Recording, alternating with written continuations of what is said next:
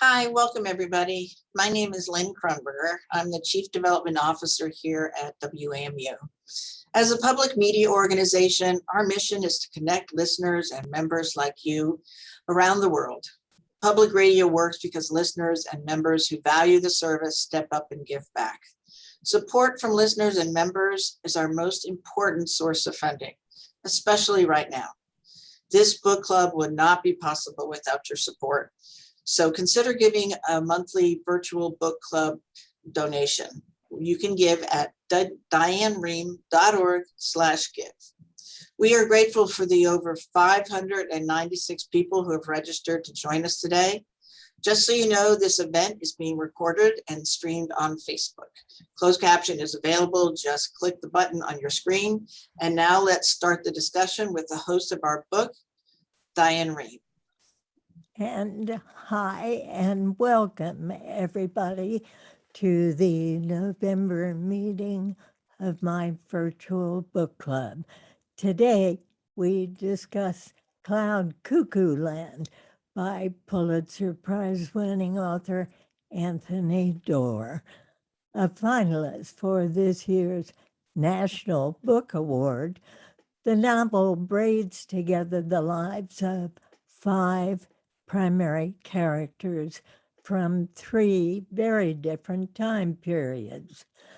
A story within a story connects them all, and many of them going when it feels like their worlds are coming to an end.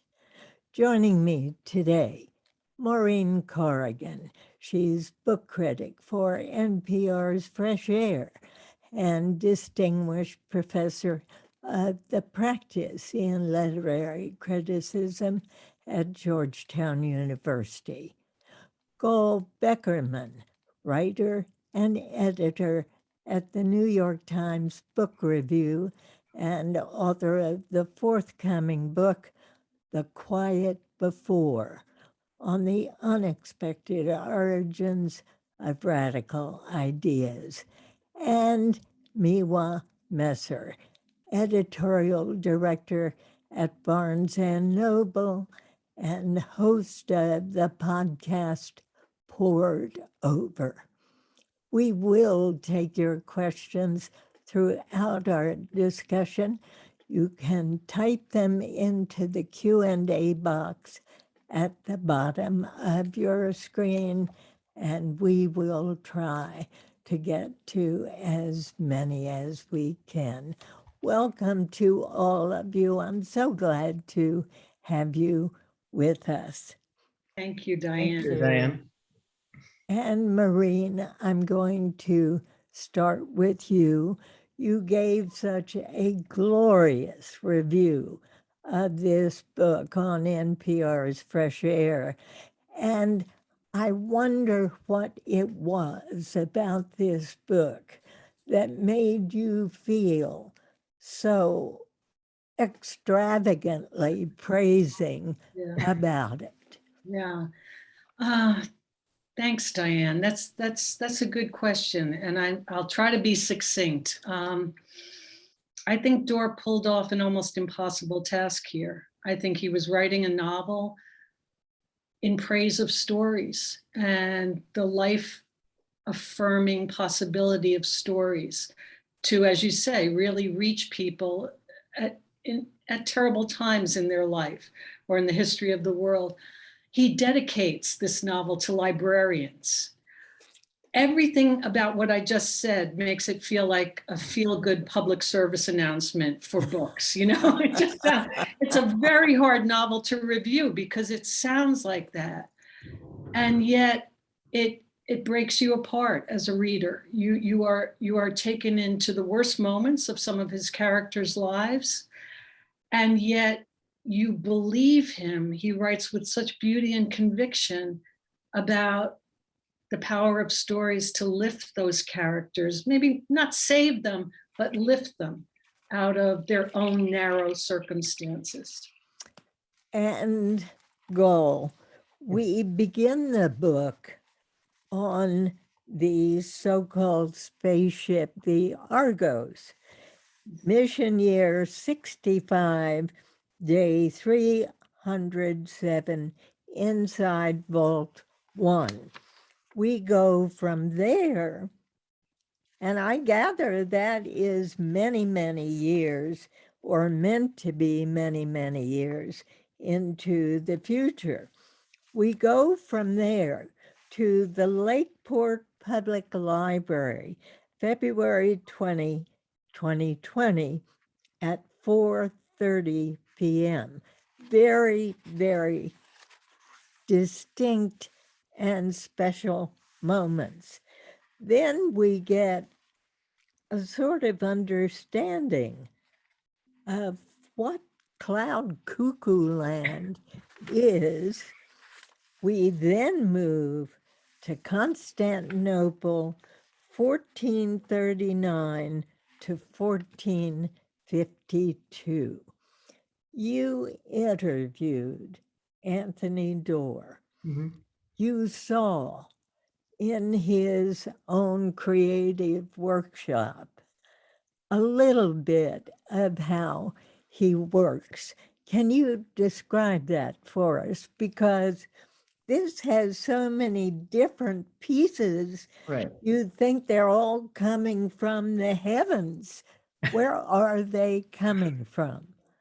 Well, I think one of the great wonders of his writing is this sense that you have as a reader that you're trying to figure out how it all interconnects, right? And we saw this in All the Light We Cannot See to some extent. We had these two characters who were, it was World War II, so we knew it was the same time period, but they were on, the young girl was in France, with the resistance, and then there was a boy who was with the Wehrmacht, a radio operator, and we didn't know, we had a sense as a reader that they were going to connect somehow, but we didn't know how. And so I think one of the things that pulls you along narratively in that book is this sort of moving together of those two pieces.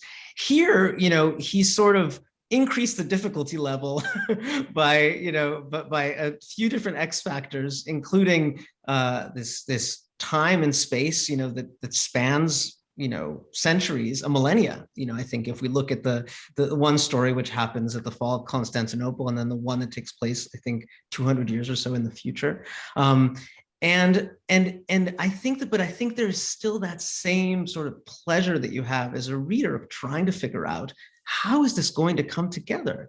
And Doerr, it's the thing that he kept communicating to me when I talked to him is just how much he's led by his curiosity. I think there's a lot of writers who, especially contemporary fiction, who are driven by a sense of trying to capture interiority, interior life. And he is just, he was fascinated by Constantinople and the walls of Constantinople and that world, and he sort of jumped into that world. And and then I think with this book, what he did is he found these three great stories and found a way to kind of move us through, feeling increasingly as you go along that there are these elements that are going to sort of bring it together, these echoes that you hear in each of the segments. I have to confess that I got to about halfway through the book, Miwa, before I began to feel as though, oh, well, now maybe I'm beginning to understand what's going on here. I wonder if you had any of that sense. I know that when I'm picking up a book by Tony Doerr, I'm getting an immersive reading experience. I know I'm just going to not want to do the dishes, or I've actually canceled dinner on Friends to finish reading books. He's one of the authors that falls into the I love you, I'll see you in a week while I do this. But with Tony, you're getting an elaborate story, very cleanly written, but an elaborate story with multiple pieces moving at all times. Memory is going to be part of it. And the human connection is going to be part of it. And I'm just going to riff off of something that Gal just said, but Tony's curiosity about people and ideas and technology, that drives a lot of what he's trying to do, but he never loses sight of his character's humanity, because otherwise we'd all be just looking at the parts and going, well, this is really exciting. Look at how well he writes. It's beautiful. It's gorgeous. Here are the fireworks. And I got really invested in Anna, I got really invested in Constance, and I got really super invested in Zeno. And they were sort of my guideposts through the whole experience of reading. And there were a couple of moments where I got a little impatient. And I was like, well, I need to go back to this person. Now, tell us a little about Zeno, because he is such a sympathetic character who has been, he's had a rough life. He served in the armed forces. He secretly admired and then really fell in love with one of his fellow soldiers. We get that late in the novel, but early on, we see him as a man who has brought together 5 young children to put on this crazy play that makes no sense. Tell us about him. He broke my heart into a million different pieces every single time he crossed the page. Even, I mean, can you imagine, just sit in a library for a second, imagine this in your own heads. You're sitting in a library, you've got tiny people who have no idea what the story is you're telling them, but they're looking at you for guidance because you're the grown-up in the room. And Zeno's looking back at these tiny 5 people saying, I'm going to get you to love this book. I'm going to get you to love this story. But actually, I find you terrifying because you're children and I don't really know what to do with you. Everyone's sort of standing off and looking at each other going, wait a minute, what just happened here? And then his story starts to unfold. His story begins to unfold in connection with a young man named Seymour, Maureen. And we learn about Seymour. We learn about his life later on in the book, but he does not begin with very honorable intentions. No, and I think Doerr keeps challenging us readers throughout this book. And Seymour is a great example of the challenge. You meet Seymour and he is planting a bomb in a library. And, you know, and he's in present time. So we've had way too many instances of acts of violence in recent times, perpetrated by young people. And, you know, you pull back from him. When we read about some of the other characters' lives, oh, it's centuries ago. So we can maybe sort of withstand the terror, the horror that they're living through, but he's perpetrating this horror now. Then, of course, what Doerr does in, I think, a very restrained way is to show us why Seymour reached that point. Why? And you can understand him. You may not identify with him, but you can understand him.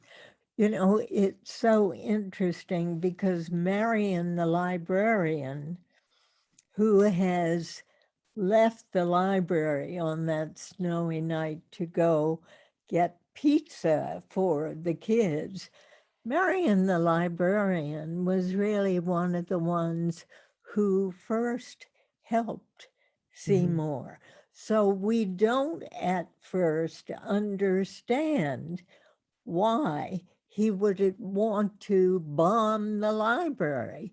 In fact, what he's trying to do, Gall, is to take down the building next to the library, because that building represents every single thing that has somehow damaged Seymour's life. Right. And I love how he sort of delays your knowledge of that, because so that your sympathies have to sort of shift as the book goes along and you begin to get Seymour's backstory and, you know, the story of a very isolated boy whose only connections are with nature and who feels that the entire, you know, the world that is sort of the only world that has really nurtured him is being so infringed upon and destroyed. And he, you know, I think one of the things that's interesting, and this is to jump off something Maureen said earlier, my guard was a little bit up going into this book because because there's a sense of it being like a fable. I think that there is the fact that these are children mostly who we're following, and Doerr does want you to see this sort of bigger interconnectedness of the world. He does have this environmental message. I mean, I think Seymour, one of Seymour's functions in the book is to sort of point us towards that sense of interconnectedness, and so it's a little bit strange to read a contemporary novel these days that has such a kind of a moralistic, or I mean, moralistic is a pejorative way to put it, but that reads like a fable, that kind of wants to point you towards a moral. I think in Doerr's sense, the moral is, let's have a bigger perspective about our place on Earth, about our interconnectedness, about our connectedness with all living things. But what saved it for me and what kept me from feeling, sort of banged on the head were the stories. And I mean, the storytelling is just so exquisite that, you never feel that there's like a didacticism that comes in. And so even Seymour, who's a character that is driven by these kind of, at some point, kind of ideological passions, right?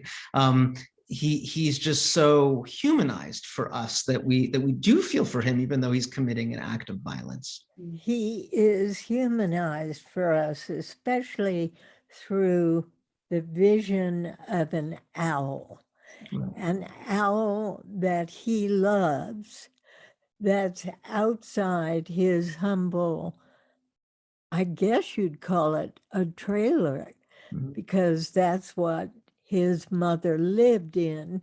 She worked so many jobs trying to keep them afloat. But Seymour found in that environment nature, and especially this one owl. And it is the destruction of that land around him that creates his environmental passion, because he sees that owl destroyed. Miwa. That's true, but also let's not forget that Seymour is also radicalized when he meets other people. Yes. There's a young woman that introduces him to someone else. And absolutely, we should all be, how do I want to say this? The environmental message is absolutely key, but Seymour isn't pushed to act and build a bomb until he is egged on by other human beings. And, story is a form of technology. It really is. And story is the thing that links all. I mean, whether it's the book in Constantinople that Anna finds, and I mean, that's a glorious moment when she's like, wait a minute, now I have the world. Now I have the world because I have this book. Or when Constance recreates the book, when she's locked in that room with the computer. Story is the thing that empowers every single one of these characters. Constance realizes their whole, and I'm sorry, I'm jumping ahead, but she realizes there are holes in her parents' story. So she starts putting the pieces together. Seymour, when he's radicalized by someone else's story, connects it to his own. And there we are in the library with the children and Zeno and a bomb. Go back to Constance and her parents, Maureen. Her parents her mother is dying when we first meet Constance. She's a young girl. They've been aboard this so-called spaceship, and they know that they won't live to get to their destination. But then somehow things begin to happen in this seemingly purified, absolutely without harm environment. Yeah. What is it that he's doing there? Well, people start to sicken and die. And of course, reading this book during the pandemic, you can't help but have these feelings of, I know what this is like. I'm seeing this play out in my own world. People are getting sick because of a virus and it's out of control. We don't know how to harness it. I also want to connect to something Miwa just said. And I don't know if you would agree with me. It's the power of story. For me, the power of story to alleviate loneliness. Mhm. All of Yeah. these characters seem so terribly alone. And my God, think of Constance. She's ultimately isolated in this supposed space capsule with just a machine or a computer Sybil to talk to. And the only thing that, you know, gives her some connection to others really are those stories. Some of the other characters, right, have animal familiars almost, you know. And I love that Seymour has that owl trusty friend. Zeno has a dog. And of course, Omeir, who we haven't talked about, has those two giant oxen. Oh, I mean, talk about heartbreaking. Yeah.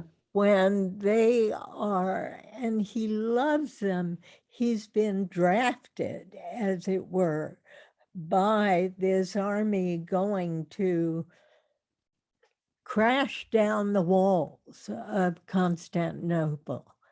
And he has these two beautiful twins, cattle. And I'm telling you, their journey, I could barely read it go. I mean, it was so hard to read. What was your reaction?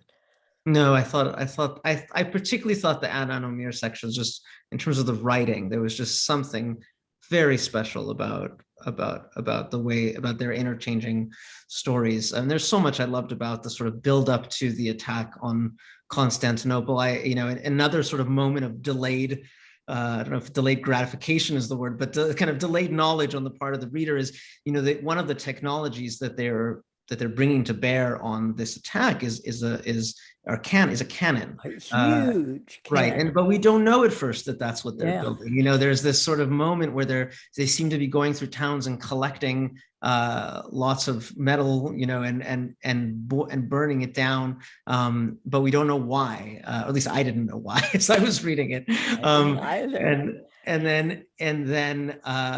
And there is something interesting there in terms of thinking about new technology, and the way that the whole sort of traveling camp is responding to this new form of weapon that's going to bring an end. In Constantinople, those walls stood for 1,000 years, so you talk about disruption, and there's something about that story of him sort of moving towards this moment that is almost an apocalyptic moment, but we know the reader that it's not ultimately apocalyptic. It's just sort of the end of one world and the beginning of another.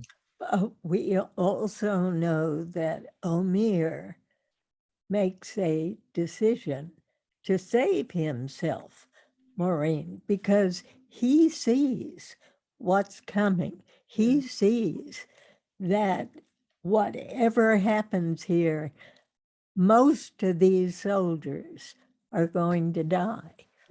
Yeah.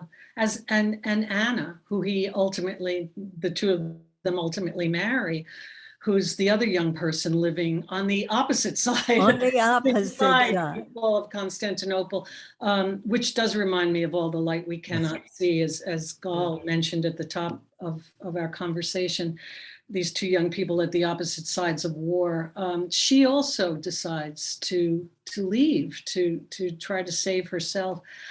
Could I read? I have a short paragraph about Anna that that stopped me cold when I read it. The first time I read the novel. This is when we first meet her, and Doerr is describing her life in Constantinople with her sister. Anna and her older sister Maria sleep in a one-window cell, 2 doors down from the scullery, barely large enough for a horsehair pallet. Between them, they own 4 copper coins, 3 ivory buttons, a patched wool blanket, and an icon of St. Coralia that may or may not have belonged to their mother. Anna has never tasted sweet cream, never eaten an orange, and never set foot outside the city walls. Before she turns 14, every person she knows will either be enslaved or dead. Yeah. interesting that both Constance and Anna are 14. So it's right in that age Yeah. group when perhaps the mind allows one to break free. Mm.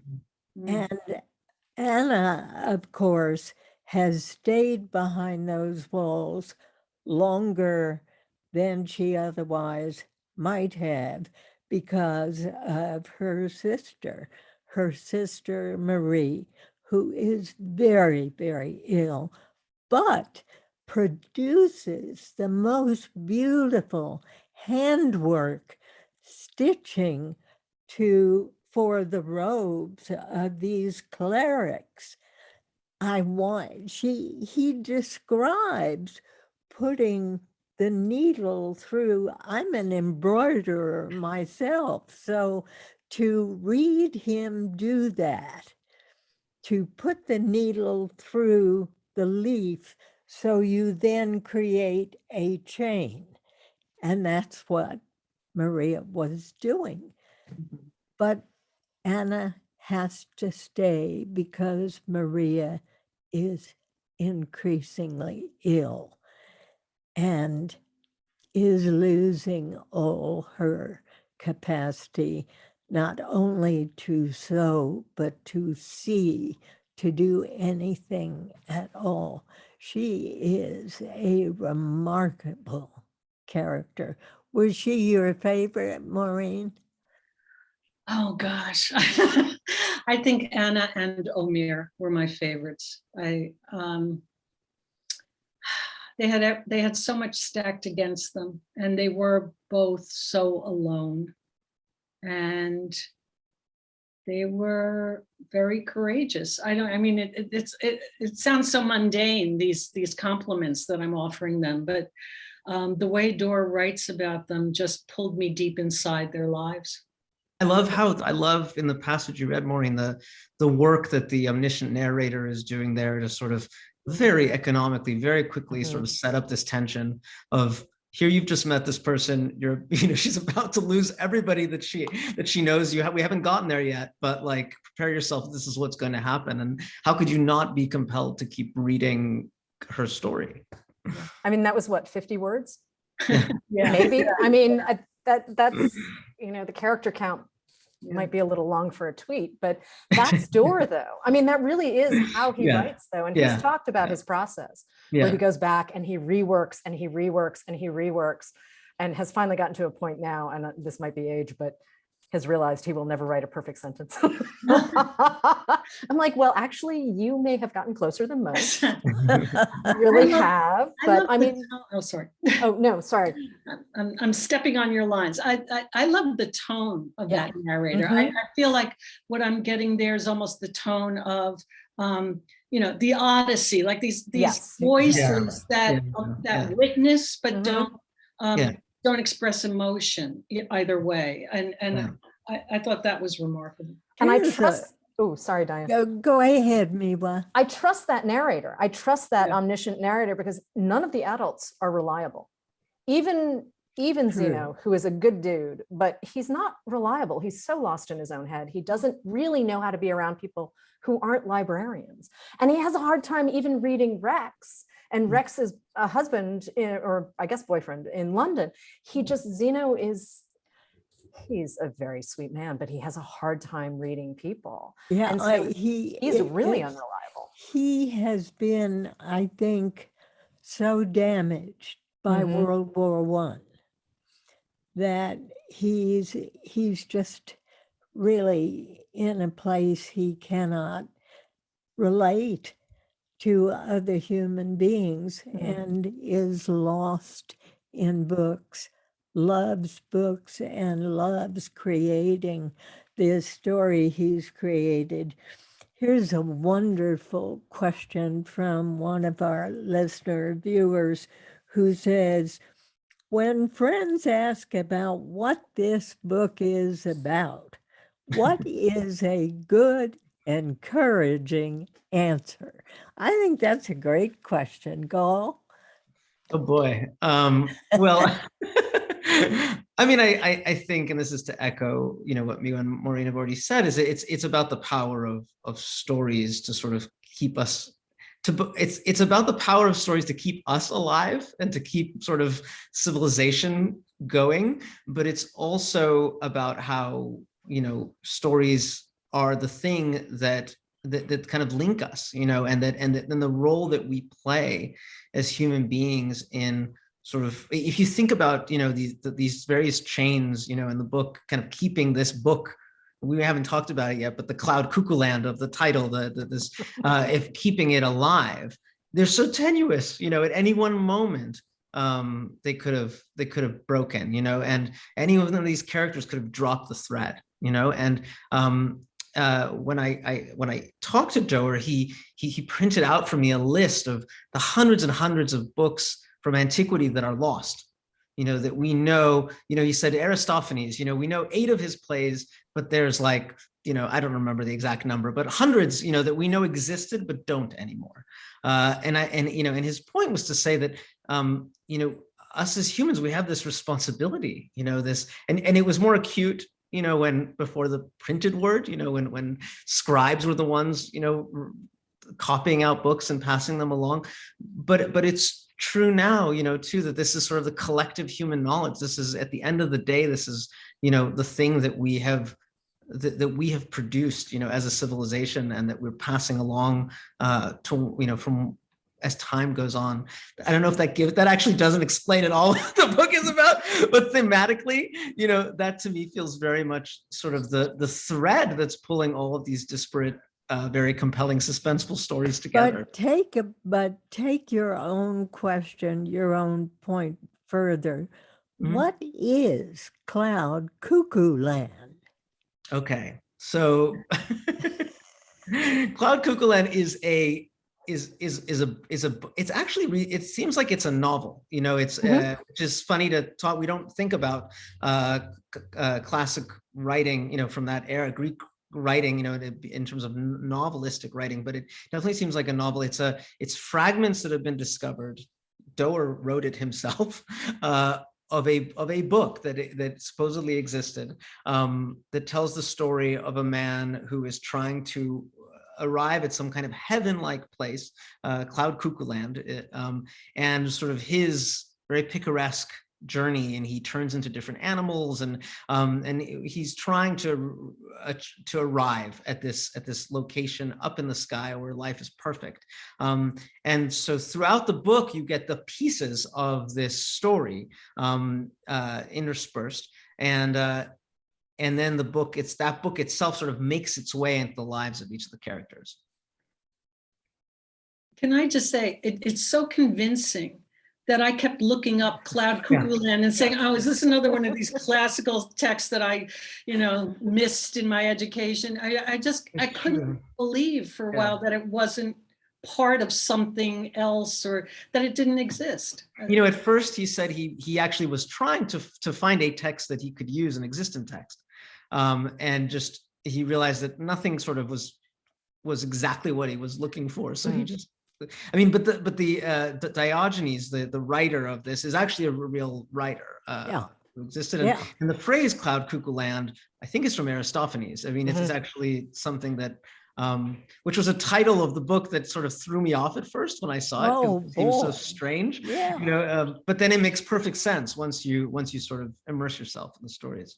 It was also a reference for Zimbabwe at one point, I think. People used it in the 40s and 50s. I may be misremembering that, but I had a moment of, okay. And I assumed too, it was a gap in my knowledge of the Greek classics, which is entirely possible. I was like, is there a low classic for this?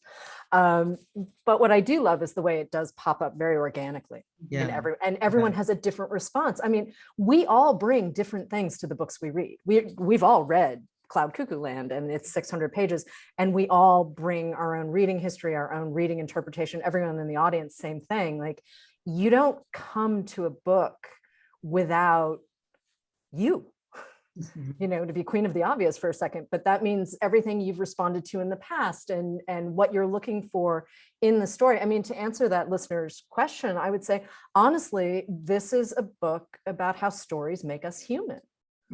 Everything else to me is icing. It was great. I had a grand time with it. I only canceled dinner once, but it really, I can't separate story from being human, and I don't want to separate story from being human. It's to quote Joan Didion for the millionth time, we tell ourselves stories to live.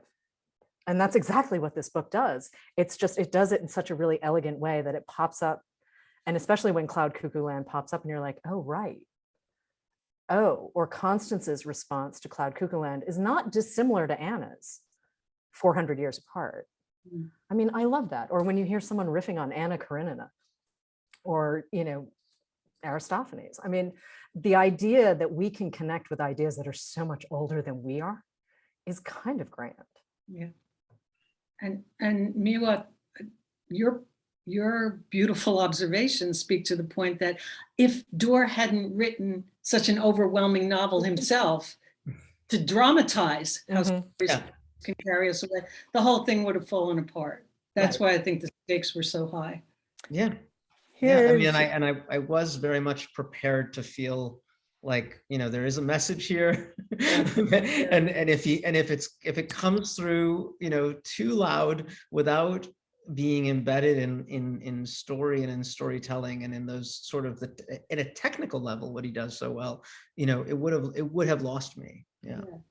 One of the guests we had on previously on another book that was complicated said, what I normally do when I get to a book like this is let myself go and put aside my own expectations and just be in the book. And I found myself doing that over and over when I'd get to a place where I just didn't understand what was happening, but just moving on, just trying to absorb until it began to piece itself together. We have another question from our audience. This one says, and we haven't really talked about her enough, poor Constance. How is she going to react to having been isolated all of her life, then totally isolated for nearly a year, all for a scientific experiment? Can you bind future generations to the decision of their parents to participate in such an experiment, which is the same echo of the COVID vaccine we're hearing today? She ends by saying, or he ends by saying, Doerr should have written another chapter to cover the way Constance tries to regain her sanity and go on with her life. Did you feel something missing there, Maureen? I didn't. I'm glad, I'm glad he ended where he did, and it's somewhat more open-ended in terms of how Constance will, find her feet on the ground. But all of these characters had that challenge. I mean, which one of them didn't have that challenge? You mentioned Seymour. I mean, he was so isolated growing up, and then of course traumatized by the war. By the way, I just float this out to my fellow panelists. I wondered if Seymour made me think of Seymour Glass, the Salinger character, who's also traumatized by war and is awkward with people and misreads people in sort of a strange way, and is often seen as like a Christ-like figure. And of course, I just kind of wondered about that reference, the way this book talks to other books, but that's a sidelight. But an interesting one, Maureen. Okay. I wonder if he I'll ask him Yeah. when I speak with him whether he deliberately named Seymour reflecting back on Salinger's book. And usually what authors say is no. Yeah, yeah, exactly. Another comment here. I was absolutely blown away by this book. Often, as I was reading, I wondered how the author came up with his original idea to write about an ancient story that ties people in 3 different time periods together. And that's what we've been talking about here, that the storytelling keeps going on and does Yeah. connect us from beginning to end. It is those stories. Go. Yeah, one of the things I was curious to get Miwa and Maureen and Diane's opinion on is this stylistic thing that he does of these short chapters, which I think is very interesting and beneficial to him. And as a writer, he started off doing this. He's told this anecdote, I think, in a few places when he did All the Light and he had young children. And he told me, he said it would be like I'd have 2 hours, while they were in swim practice, and it was the easiest way to write. But I think he's come to sort of claim it as a distinctive signature style, and even talk to me almost like philosophically about the role of interruption and how interruption in many realms of our life. He started quoting scientific studies, that say, for example, when they look at people who get a massage, the people who have the massage interrupted for 5 minutes by the masseuse going out and then coming back in claim that they've enjoyed the massage more than those who have. So he said there is something about having a story sort of start and then stop that actually is sort of satisfying to the reader. But it also made me think about our, diminishing attention spans as readers and in general, and wondered if he sort of inadvertently landed on this style that actually accords pretty well with our sort of age of interruption, where we're constantly sort of dinging from one thing to the next. And partly that made me a little sad, the notion that have we lost the capacity to stick with a long story that just sort of sustains over many, many pages with one character, or but Doerr, I think, feels like he's doing something that is actually sort of helping the reader and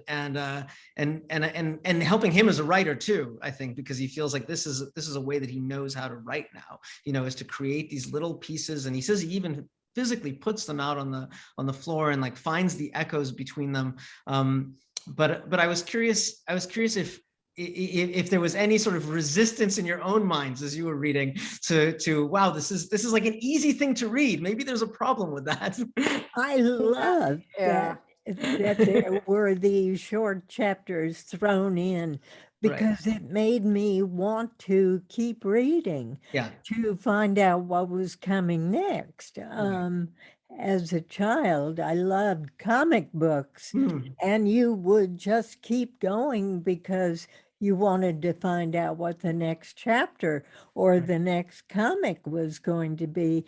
And in a sense, I don't think he is diminishing our attention span, but rather doing exactly the opposite, holding our attention span with those short chapters. But that was my reaction.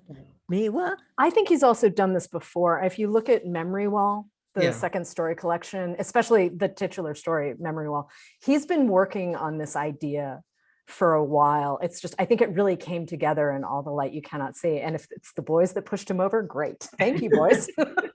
We appreciate it. I do think, though, his language is so precise, and that is so much, for me at least, the pleasure of reading him. But also, I love Cormac McCarthy, and I'm okay with no punctuation in sentences that go on for a year and a half. It just, Doerr, for me, when I'm reading him, I am reading very specifically to wrestle with ideas of memory and to wrestle with the language and to hand myself over to an omniscient narrator, which I'm not always willing to do, to be perfectly honest. Sometimes I want that first person. Sometimes I want that, Mohsin Hamid, seductive you kind of voice from How to Get Filthy Rich in Rising Asia. But with Doerr, I'm just kind of like, all right, let's see what happens. I'm willing to sit here and let you do that thing that you do, because the language is so extraordinary. And what he does with that and the way he layers those sentences, I'm like, yep, I'm here. This is great. Just push me in the direction. Because I did have a moment where I was like, okay, we're on a spaceship. Couple of questions about that. Were you disappointed that the Argos was not really traveling? I was, that person says. I wasn't, but I'm wondering what Gal and Maureen think, because I wasn't disappointed. And I think, honestly, I think Constance is okay. What did you think, Gal? Did you? First, I have to say the editor in me and maybe Maureen feels the same way, is like, it's a spoiler. We can't tell them this, but I'm assuming everyone here has read the book, so we're not worried about that. It genuinely took me by surprise, and maybe I'm naive, but I actually was it was a moment where I was like, oh, I didn't know that that's where things were going, and so in that sense, it was truly sort of a surprise ending for me. But disappointed, no. I thought that's made perfect sense. Here is Sybil in this 30-foot tube or whatever, giving out orders and telling Constance she's got to stop doing this as she starts hammering away at the side of the wall. And it's at that point you realize her nose is not going to freeze off, her fingers aren't going to fall off. Something is to be revealed, that Sybil, the overriding voice, doesn't want Constance to know. Right. Yeah. I mean, I didn't suspect that was the case, that it was that it was actually, just on Earth. It was a very sort of surprising, exciting moment. I thought it was a message to be a critical reader. If Constance hadn't looked sharply at what she was looking at, reading and viewing, she would still be there. But did her father really believe? Because he had made her this suit, do you recall, this protective bodysuit to keep every portion of her covered, because this germ was floating around within the spaceship. But did he know when he entered? I recall that each participant was put to sleep for 2 hours once they entered. And perhaps that was to make sure that nobody knew we're not leaving anywhere. We're just going to stay right here. And you guys, when you wake up, you're going to think you're hundreds of miles in space. And that was the careful reading part that got to me. Why would they put these people to sleep coming on? And did her father know? Do you think he knew?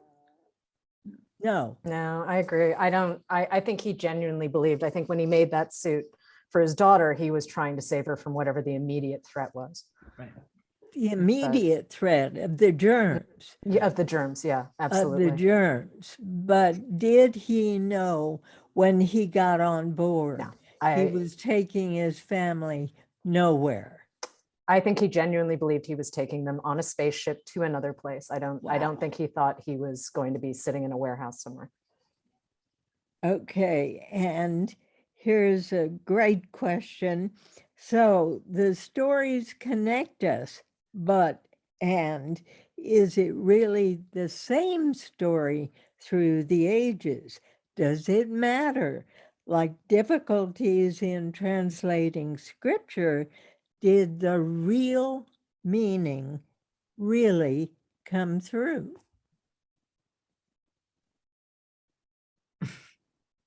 Any I mean, thoughts? I think it was more. Somebody said earlier, you know, that when you have an encounter between a reader and a text, you know, it's the reader is bringing something to it as well. So the notion of a real meaning, I would dispute that such a thing exists. Right? That you know, the story becomes a vessel, you know, and it's our own reactions to it, you know, that kind of allow it to continue to live in our own And interpretation. here's another one.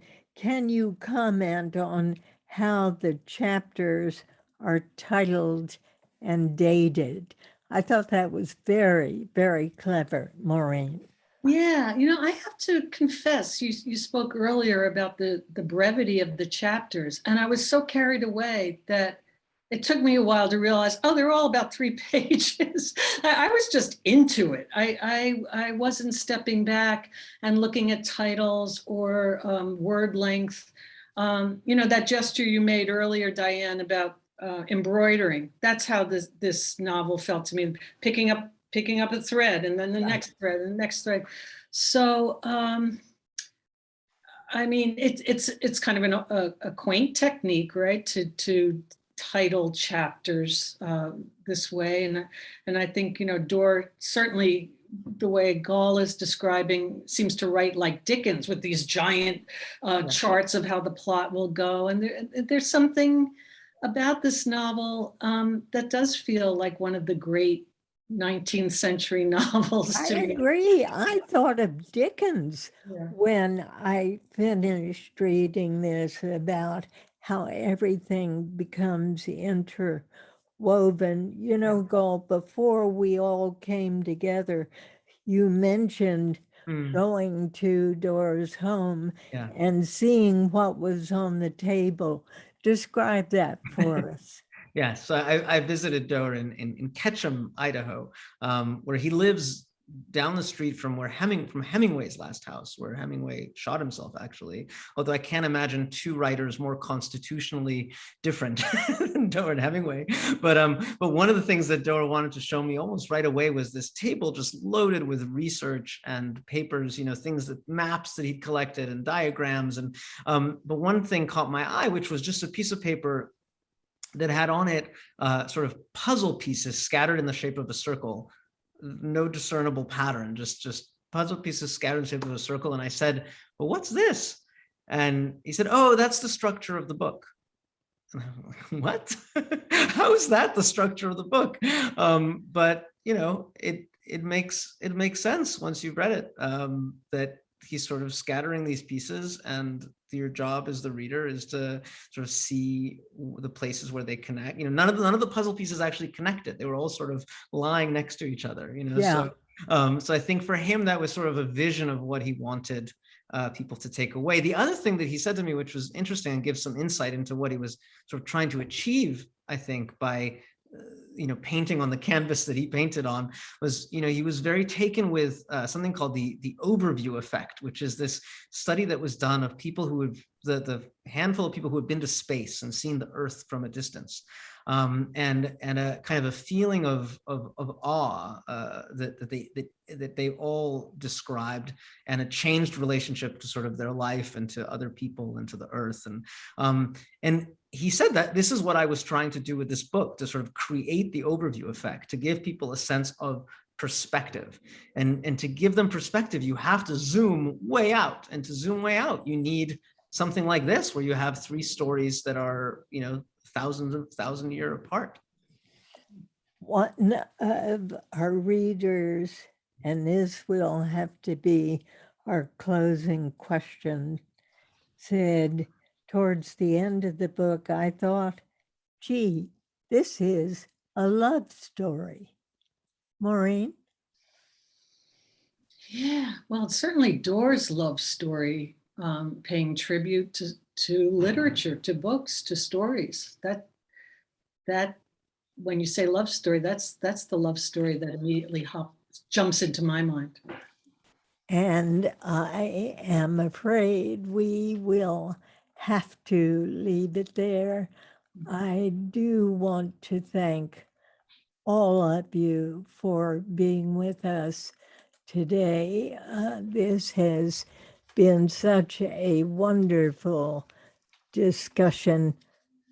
Maureen Corrigan, Beckerman, and I'm sorry, I've got a little problem here, and Miwa Messer. Thank you all so much. And if you'd like to hear from Anthony Doerr himself, he'll be joining me shortly on a separate Zoom link. We'll talk about his inspiration for Cloud Cuckoo Land and why he says his job as a writer is to make people see connections where they hadn't before. You still had time to register for that at the link in the chat. But before you go, please take a minute to fill out a short survey about this event. It's going to pop up on the screen. And if you would, do consider donating to WAMU. Your financial support is what makes events like this possible. Our next meeting will be on Wednesday, December 15th. I'll be joined by U.S. Poet Laureate Joy Harjo for a discussion of her recently published memoir titled Poet Warrior, a work in poetry and prose.